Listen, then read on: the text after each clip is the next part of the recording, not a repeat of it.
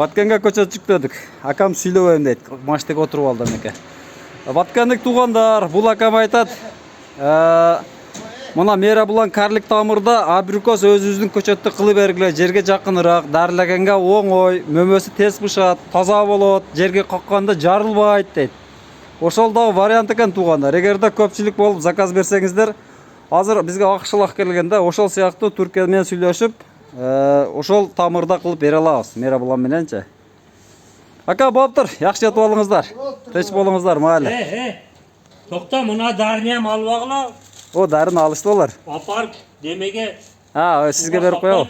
Канча сууга салам? Бул 100 литр сууга ушуну кошот, аралаштырат. Экөөнү, эме? Анан баягы мына сап коёт. Анан сап коёт. Мен өзүм 12 саат турат да тамыр сууда.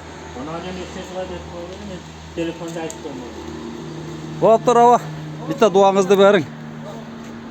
Мен şu дыйкандарга саңа Кудайым өзү баракасын берип, Амин. дыйканчылыгыбыз жакшы болуп, мөбөлөрүбүз жакшы алды болуп, өсүп, Кудайым баракасын берсин шуга. Амин. Аракет кылып дыйканчылык кыла. Аллаху акбар.